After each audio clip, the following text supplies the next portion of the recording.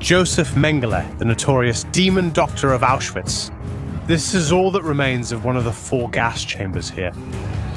And right next to the gas chamber was Mengele's lab. In this video, we will discuss something that will give you goosebumps. He is the person known as the Angel of Death. He was a doctor who was supposed to save lives. But in Auschwitz, he used his skills for cruelty. This is the dark story of Josef Mengele. Before Josef Mengele became known as one of the most ruthless doctors of Nazi Germany, he was first an educated young man who dreamed of having a successful career in medicine. He was born on March 16, 1912 in Günzburg, a town in Bavaria, Germany. He was the eldest child of Karl and Walburga Mengele. Their family was wealthy because his father owned a company that manufactured machinery used in farming. There were no clear signs when he was a child that he would become a notorious war criminal. He grew up in a comfortable home, received a good education, and did not have to struggle to secure a bright future. In 1930, he began his studies. He also studied anthropology, which is the study of the origins and physical characteristics of people. He attended universities in Munich, Vienna, and Bonn. But while he was studying, Germany was also changing rapidly. Many Germans at that time were angry and losing hope because of poverty, unemployment, and the country's defeat in the First World War. The Nazi Party took advantage of this. They promised to restore Germany's strength and honor. The Nazis also believed that only Germans who fit their ideal appearance should lead Germany. They considered Jews, Roma, Slavic people, people with disabilities, and other groups who did not fit their standards as inferior. Because of this, they were stripped of their rights, imprisoned, and many were killed. In fact, this belief is wrong. No race is superior or more important than others. However, it wasn't just soldiers and politicians who supported this belief. There were also doctors, scientists, and professors who helped make Nazi racism appear true and scientific. One of the ideas that spread at that time was eugenics. Simply put, eugenics claims that a population can be improved by controlling who is allowed to have children. People they considered strong and desirable were encouraged to have more children. Those they considered weak or sick were prevented from having children. This idea is wrong and dangerous because it treats people like animals or plants that can be selected and removed depending on the traits the government wants. The Nazis were not the first to practice eugenics. There were already supporters of this in different countries even before they came to power, but the Nazi regime made it more violent. They used laws to forcibly sterilize people with certain conditions so they could no longer have children. It is estimated that around 400,000 people underwent forced sterilization. Under their program, as this system grew stronger, Mengele became more deeply involved in what is called racial science. In 1932, he joined the youth organization of Stahlhelm, a nationalist group composed of and supported by former soldiers.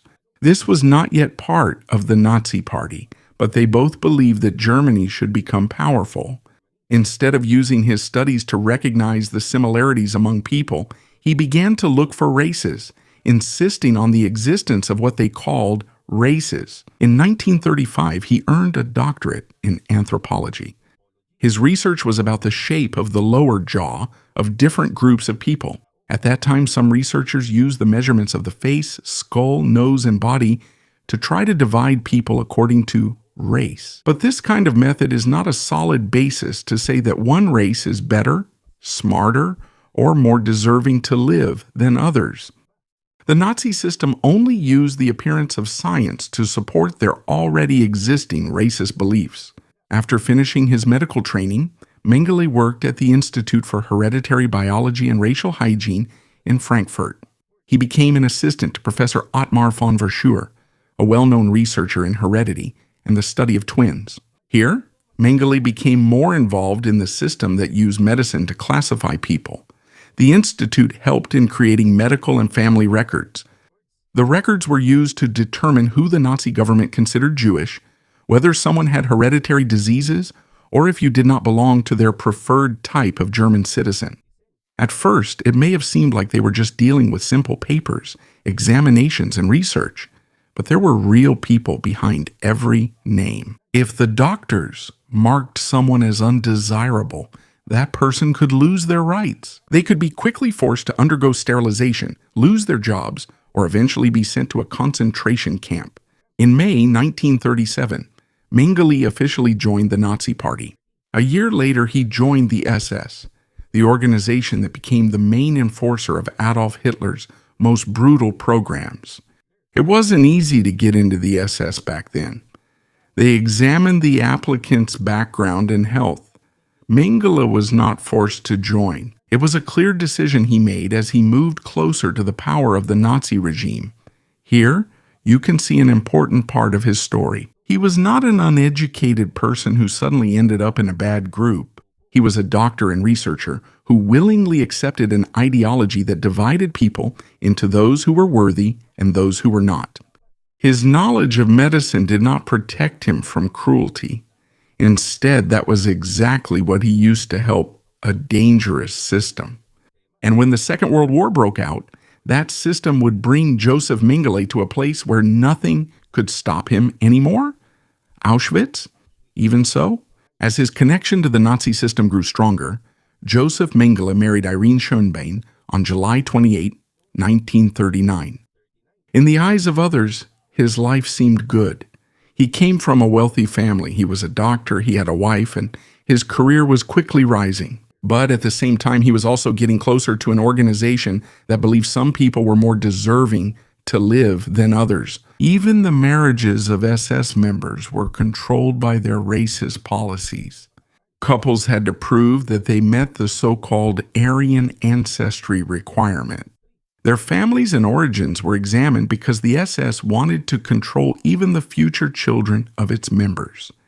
This shows how deeply the Nazi regime believed in what they called racial purity. It didn't just control the government and the military. It also interfered in marriage, family, and having children. Soon after, the Second World War broke out. Around the end of 1940, Mengele voluntarily joined the Waffen-SS. This was the armed branch of the SS that fought alongside the German military. He first served as a medical officer in the SS division Wiking. But this group was not an ordinary military unit. As Nazi Germany advanced into the Soviet Union, there were SS units involved in killing Jewish civilians and other people they considered enemies. As a doctor on the battlefield, Mengele's job was to treat the soldiers' wounds.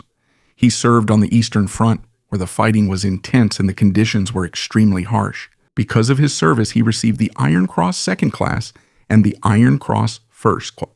This is a military award given by Germany to soldiers who are recognized for their bravery in battle. But it's important to make one thing clear. His skill in rescuing fellow soldiers does not mean he had respect for all life. For Mengele, there were people who deserved to be saved, and there were people he could treat like objects. In 1942, he was seriously wounded on the Eastern Front. Because of this, he was no longer allowed to return to active combat. Instead of ending his service, he was assigned to another duty. He returned to Germany and once again worked with officials in charge of race, family, and population transfers. Here, the two parts of his life met again, being a doctor and his strong belief in Nazi racial theory. Then came the assignment that gave him almost unlimited power over people who had no ability to refuse. In May 1944, he began working at Auschwitz concentration camp complex in German-occupied Poland. He was assigned to be the doctor of the so-called Roma family camp at Auschwitz-Birkenau. Later on, he also had broader medical duties at Birkenau. Auschwitz was not an ordinary prison. It was a large camp complex used for imprisonment, forced labor, and mass killings. More than 1 million Jewish people were killed there, along with many Roma, Polish prisoners, Soviet prisoners of war, and other victims of Nazi persecution. Every day, trains arrived full of people who were forcibly taken from different parts of Europe. As soon as they got off, the newcomers were immediately separated. They were quickly examined by SS doctors. Those who looked strong enough could be sent to forced labor. The elderly, Many of the sick pregnant women and many children who couldn't work were often sent directly to be killed. This was called selection. It wasn't a complete medical examination. Each person was only given a few seconds. A single glance or a simple wave of the doctor's hand could determine who would live temporarily and who would die immediately. Mengele was one of the doctors who did this.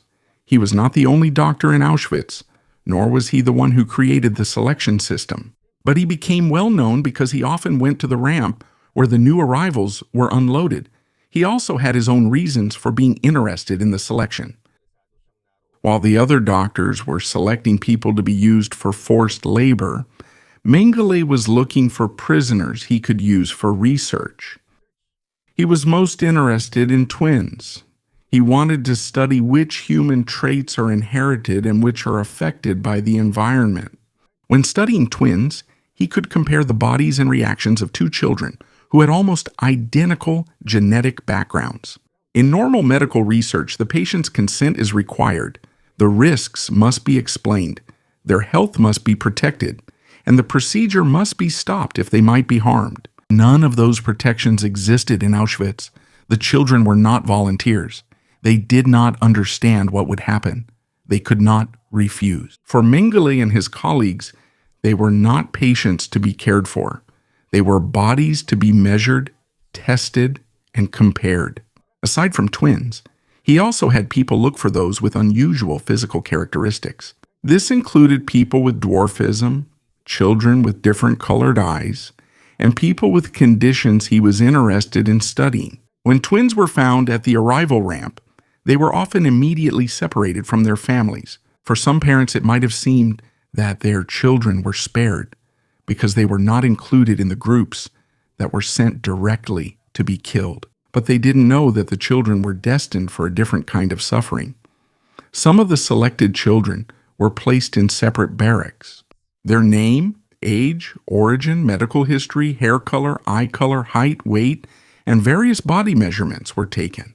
Mengele did everything to make his actions look like legitimate scientific research. There were forms, records, photographs, blood tests, x-rays, and detailed comparisons of the body. But having records and medical instruments doesn't necessarily mean that it's real medicine.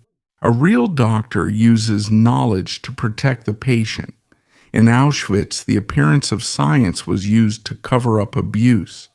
The way Mengele treated them was even more confusing for some children. Some survivors recounted that sometimes he would speak gently and might even give out candy.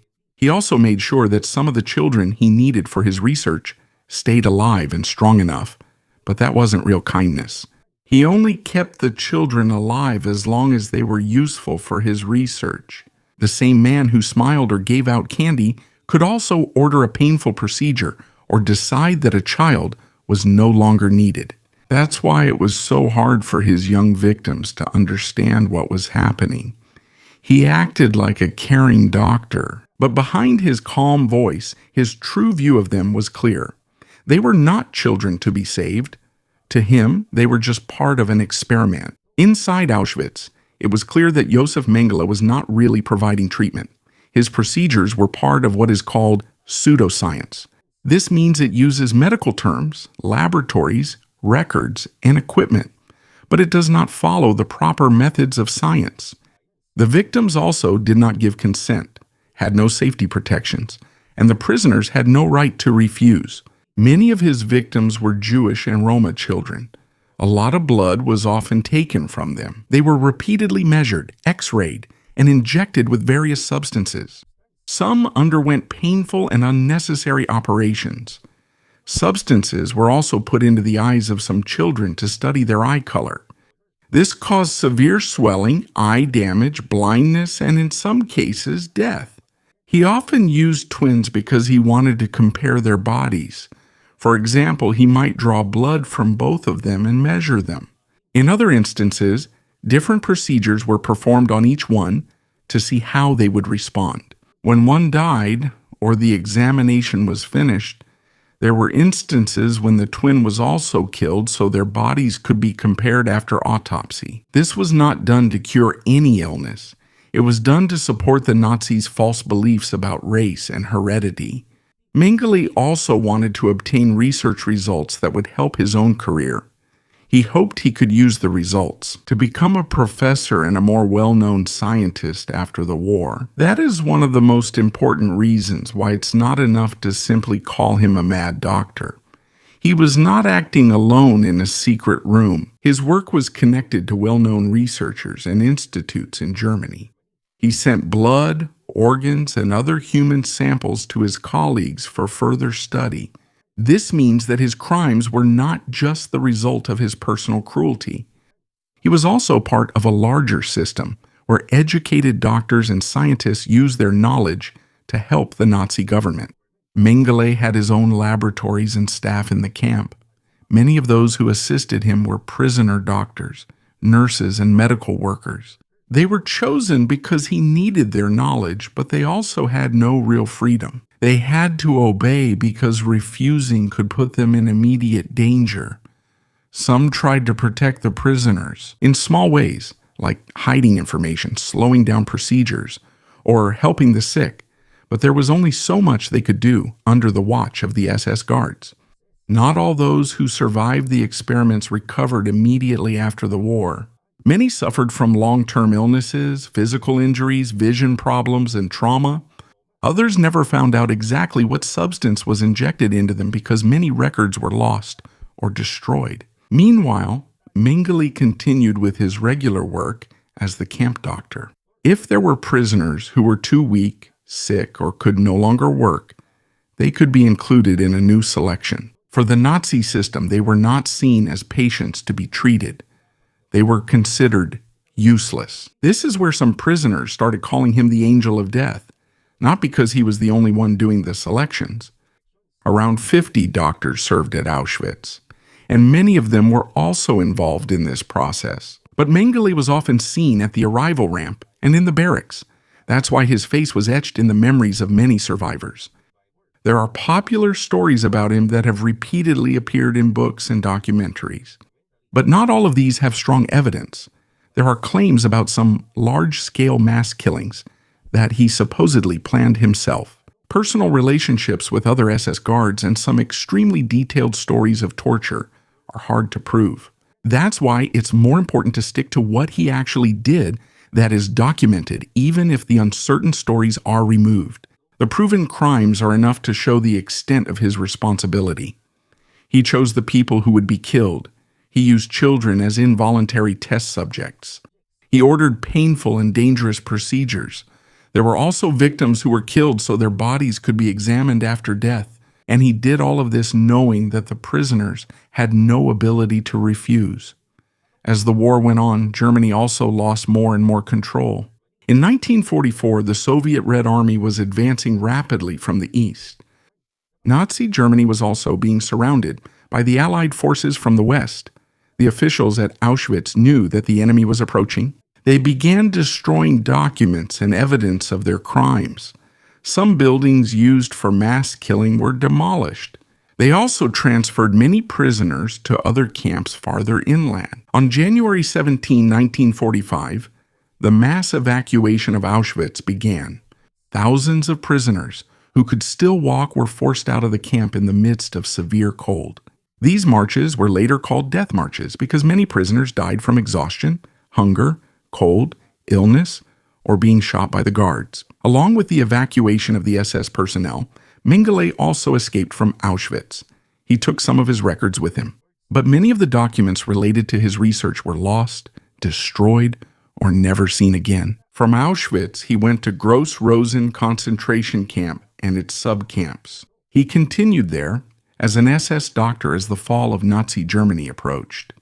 On January 27, 1945, Soviet soldiers entered Auschwitz. They found thousands of prisoners who'd been left behind because they were too weak or sick to be included in the evacuation. Among the survivors were some child twins who had been used in Mengele's experiments.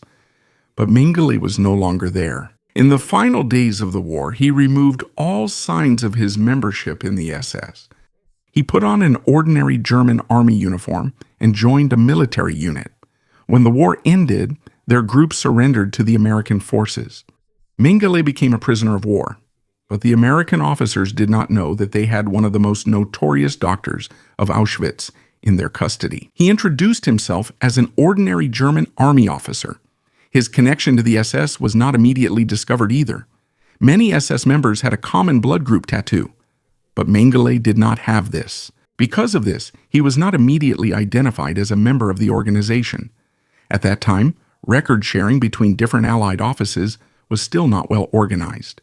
His name was already on the list of wanted war criminals, but it was not matched to the man in their custody. In early August 1945, he was released by the American military. For several months, he escaped accountability not because he was proven innocent, but because he was not recognized. From late 1945 until spring 1949, he hid under a different name. He worked as a farmhand near Rosenheim in Bavaria. His job was simple and his life was quiet, but he secretly kept in touch with his family. The money and connections of the Mengele family were a big help in his escape. When investigators began searching, his family claimed that he was dead. For a while, the authorities believed this, while the survivors were trying to rebuild their lives. The man responsible for the experiment and the deaths of so many people was living just a few hundred kilometers from the scene of his crimes.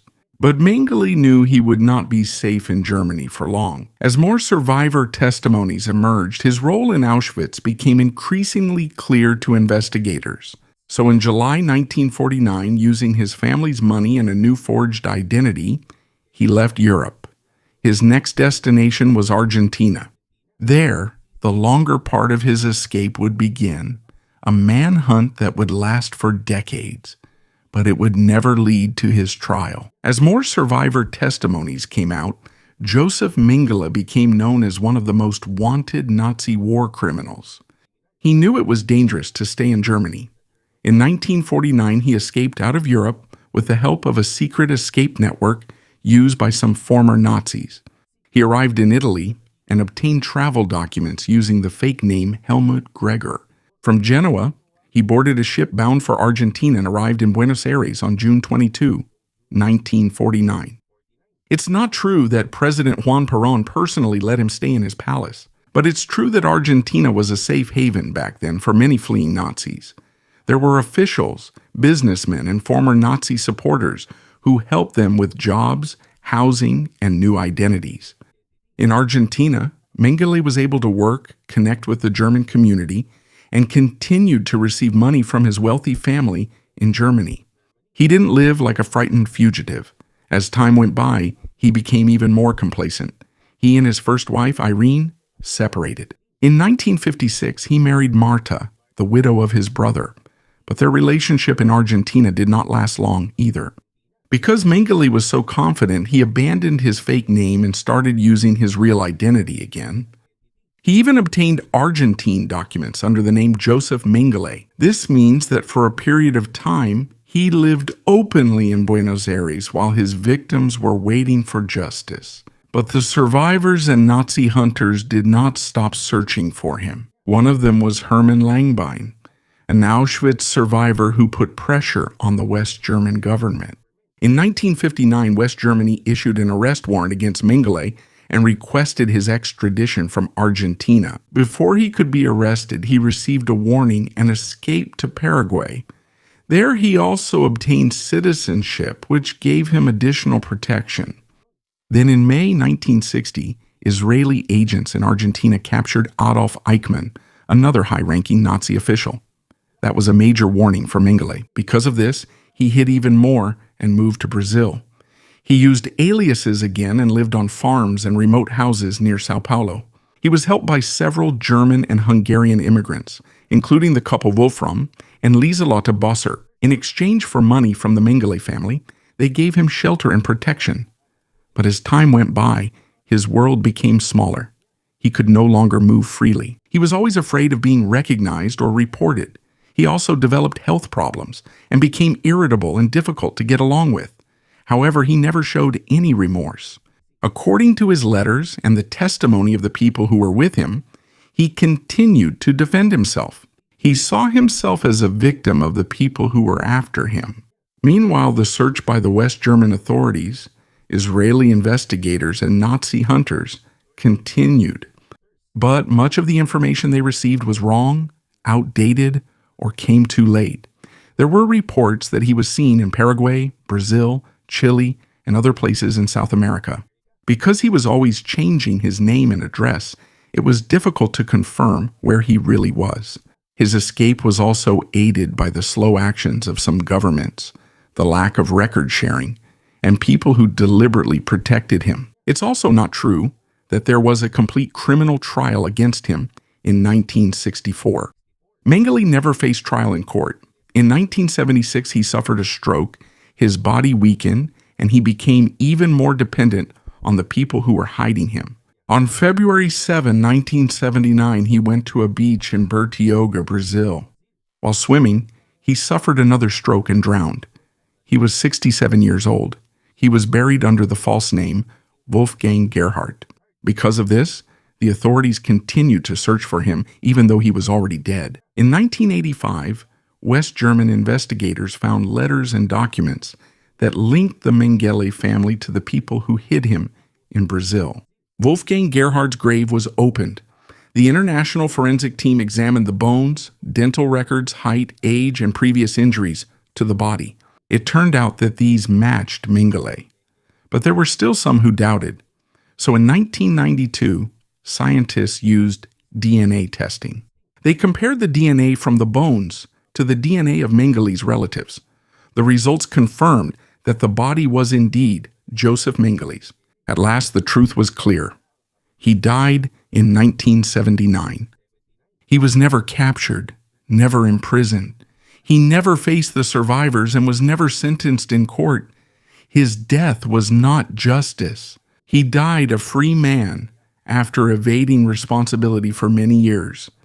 His escape was not just because he was good at hiding. Fake documents, his family's money, supporters, and the slow action of the authorities also helped him. But even though he escaped justice, he couldn't erase the truth. The documents remained, and the names of the victims remained. And above all, the testimonies of the survivors remained.